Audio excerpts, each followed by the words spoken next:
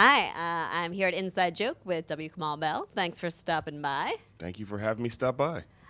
So why don't you tell us about your new FX show? That seems exciting. Yes, it does seem exciting. Yes, I agree.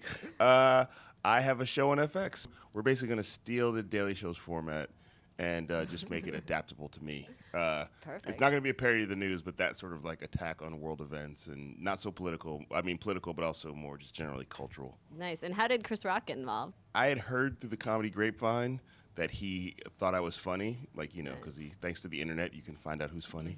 But you know, I heard like, yay, I need $2 for bus fare. So I didn't, you know, it was great to find that out. But then I did a show at UCB New York, October 2010, and the show ended. And I walked backstage, and there was just, you know, you felt the air, like, what's going on in here? The air feels different. And then Chris Rock walked back, and it was like, oh, that's why, because a legend of comedy is here. He brings a presence with him. He brings it, yes. The force is strong within that one. I do call him foul-mouthed Yoda. But, so, yeah, he came back and was like, yeah, you're funny. But to him, telling somebody they're funny is like, not, yeah. Okay. So I was like, thank you. And he said, where do you live? I said, San Francisco. He said, move. I said, all right, which I didn't. Like 2 months later, I got a call from an unknown number on my phone. And I answered it, and he said, it's Chris Rock. And I said, no, it's not. And he said, don't be the guy who doesn't think it's me. And I said, oh, it's Chris Rock. And we talked. He said, yeah, I want to help you get a TV show unless you don't want me to help you. And I was like, I think I'll take your help. Yeah. I think I'm going to go ahead and take your help since I have no other options. And he sort of, you know, at that point he went to Broadway, and my wife had a baby, so we weren't really working that hard on it. But then once he finished Broadway and I finished that whole baby project, we started working on the thing again, and he funded a pilot, and he showed that to FX, and the rest is still currently happening. Nice. So I'm sure dealing with controversial issues in your stand-up or your show, you get some backlash from people. Is the internet the worst? The internet's the worst. It's absolutely the worst. I always sort of wonder, like, what would Lenny Bruce have done with the internet? He would have died 5 years sooner. Like, I think that, like, he would have been he's reading court transcripts. Imagine reading his Twitter feed, you know. Like, I just think that the internet it's you know, it's like everything. It's the best and it's the worst. I mean, you know, I think my career wouldn't have happened the way it was without the internet. I think most comics in the 21st century could say that. But also people have no end of trying to contact you and sort of tell you why you're the worst. Yeah. And they will go into detail. Most times it's misspelled, so you can laugh at it. But, you know, I regularly get letters and tweets and stuff from people who are filled with hate. Yeah. Was it hard at first when you first started getting it? Were you like... I think I crossed the threshold. The first thing that happened, and I think this was so weird and scary that everything else has been okay since then. I got a phone call from a guy who was mad at me because my phone number had ended up in the paper as a way to call for tickets for my show.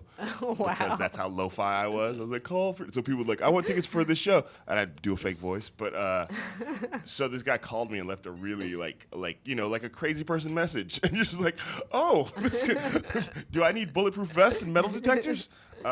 And then on this other side of that, nothing has been as weird as that since then. No. So I think that was the one. But, you know, I think it's funny as a comic. I mean, I don't know, maybe not all comics, but you're basically like, you're sensitive inside, which is why you do comedy, because you need people to love you. You need the love of strangers. So, you know, every time I get an email, I'm like, that person's probably right. Do you ever respond to them, or you just ignore it and move on? No, I actually respond quite often. I'm trying to do a thing where I respond to the positive things and then respond to the hateful things. So at least because you have to respond. I think if you respond to the positive things, it does more good. Yeah. But I will not regularly. Like I recently just got involved with like a 2-week-long email back and forth with some dude but I try to do it in a way that I'm not yelling at them. I'm trying to sort of make them crazy. Yeah. Do you have some success stories from going back and forth in the internet? Yes, I had a woman apologize to me. Oh, nice. Yeah, like she heard a bit that I did, and it's funny because people do this. They hear it today, so they think you did it today. You know, it's like, no, that bit was from 6 years ago. And so she was like, how could you say that about Barack Obama? That's not helping him. I was like, man, that bit was 5 years old. It was about a different time in America. Oh, I didn't understand. Oh, I'm sorry. And I was like, so I was like, that was a time where it worked out. Yeah. So did you start comedy in San Francisco? Yeah, I mean, before I moved there, I was sort of dabbling. The San Francisco community is super supportive. It's kind of small. So it's very, like, everybody's really supportive of each other. But it's because it's California. There's a lot of weird road gigs nearby. But nice. I think the San Francisco scene encourages you to sort of, you know, let your freak flag fly, which doesn't mean we turn out always it just whatever you want to do, it allows you to do it. We turn out very mainstream club comics, and we Yeah. also turn out Brent Weinbach's. So we that's the spectrum.